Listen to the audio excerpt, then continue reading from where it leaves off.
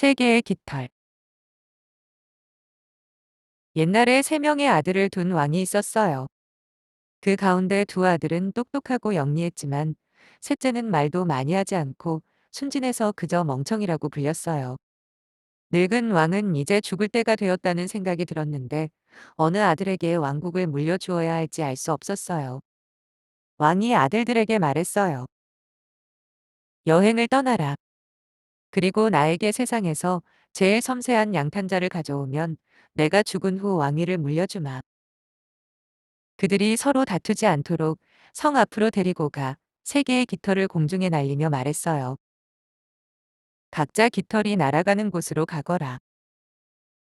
깃털 하나는 동쪽으로, 다른 하나는 서쪽으로, 하지만 세 번째 것은 똑바로 가지 못하고 금방 땅으로 떨어졌어요. 형 한 명이 오른쪽으로 갔고, 다른 형은 왼쪽으로 갔어요. 그리고 그들은 세 번째 깃털이 떨어져 추락한 곳에 머물러야 하는 멍청이를 보고 웃었어요. 멍청이가 슬퍼하며 아래에 주저앉아 있었지요. 그는 갑자기 깃털 옆에 벼락까지 문이 있는 것을 알아차렸어요. 문을 위로 당겨보니 계단이 있었고 그 계단을 내려갔어요. 다른 문이 나와서 똑똑 두드리니 안에서 명령하는 소리가 들렸어요.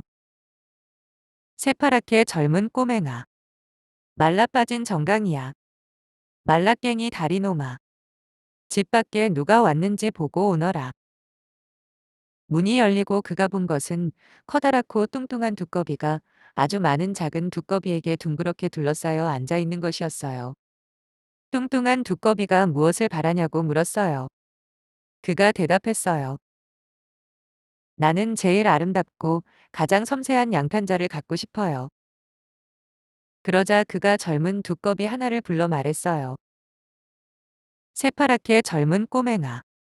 말라빠진 정강이야. 말라깽이 다리노마.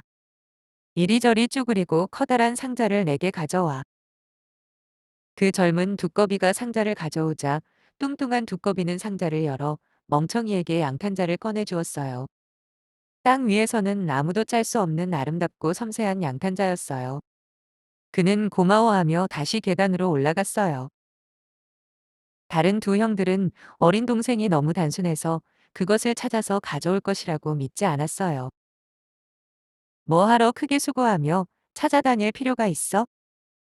그들이 그렇게 말하고는 제일 먼저 마주친 양치기의 아내의 몸에 두르고 있던 거친 천을 왕에게 가지고 돌아갔어요. 같은 시간에 멍청이는 그의 아름다운 양탄자를 가지고 돌아왔어요. 왕이 보고 깜짝 놀라며 말했어요. 약속한 대로 막내에게 왕국을 주겠다. 그러나 다른 두 형은 아버지에게 몰상식한 멍청이가 왕이 될 수는 없다고 쉬지도 못하게 계속 말했어요. 그들은 머리를 써서 새로운 조건을 걸라며 흥정을 얻어냈어요. 그러자 아버지가 말했어요. 나에게 제일 아름다운 반지를 가져오면 왕국을 물려주마. 세 형제를 밖으로 데리고 가 세 개의 깃털을 공중에 날리고 그것을 따라가라고 했어요. 두 형들은 다시 동쪽과 서쪽으로 갔지만 멍청이의 깃털은 곧바로 날아 벼락 다디문 옆에 떨어졌어요. 그는 다시 계단을 내려가 뚱뚱한 두꺼비에게 제일 아름다운 반지가 필요하다고 말했어요.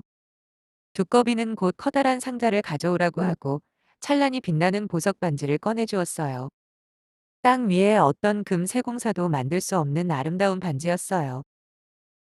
하지만 두 형들은 황금 반지를 찾아 나선 멍청이를 보고 웃으며 아무런 노력도 하지 않았어요. 못에서 뺀 낡은 마차 고리를 왕에게 가져갔어요. 하지만 멍청이가 황금 반지를 내놓자 아버지가 이번에도 말했어요. 얘한테 왕국을 물려줄 것이다. 두 형들은 이번에도 내버려 두지 않았고 왕을 괴롭혀서 세 번째 조건을 내걸게 했어요. 제일 아름다운 여인을 데려오면 왕국을 주겠다고 했지요. 다시 한번 공중에 세 개의 깃털을 날렸고 저번과 똑같이 날아갔어요. 멍청이는 거리낌 없이 뚱뚱한 두꺼비에게 가 말했어요. 나는 제일 아름다운 여인을 데리고 돌아가야 해요. 두꺼비가 대답했어요. 어이 참. 제일 아름다운 여인. 곧바로 손 닿는 곳에 있지는 않아. 하지만 곧 내가 얻게 해주지. 두꺼비는 속을 파낸 노란 순무에 6마리의 생쥐를 메어 주었어요. 멍청이가 가련하게 말했어요. 이것으로 뭘 해요? 두꺼비가 대답했어요. 내 작은 두꺼비 중에 하나를 안에 앉히면 돼. 그는 잘 되기를 바라며 아무 생각 없이 빙 둘러서 앉아 있는 두꺼비 중 하나의 손을 뻗어 그곳에 앉혔어요. 그런데 그곳에 앉자마자 그녀는 놀랄 만큼 아름다운 아가씨가 되었고 순무는 노란 마차로 6마리 생쥐는 말로 변했어요. 그는 아가씨에게 입을 맞추고 말을 몰아 왕에게 가져갔어요. 뒤이어 그의 형들이 왔어요. 그들은 아름다운 여인을 찾으려는 노력은 조금도 하지 않았고 제일 처음에 만난 곱상하고 햇볕에 그을린 갈색 피부의 시골 여자들을 데리고 왔어요. 왕이 그들을 보고 말했어요.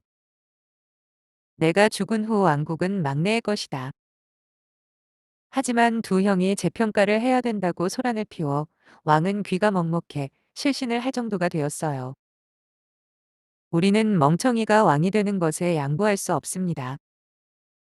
그리고는 홀에 걸려있는 고리를 통과할 수 있는 여인을 데려온 사람이 왕이 되는 것을 원할 수 있다고 했어요. 시골 처녀들은 건강하니 충분히 해낼 수 있을 거야. 하지만 저 연약한 처녀는 뛰다가 죽을 걸. 그들은 그렇게 생각했어요. 늙은 왕은 이번에도 그렇게 맡겼어요. 두 시골 처녀가 뛰어서 고리를 통과했어요. 하지만 너무 굼떠서 굵은 팔과 다리가 부러지고 말았어요.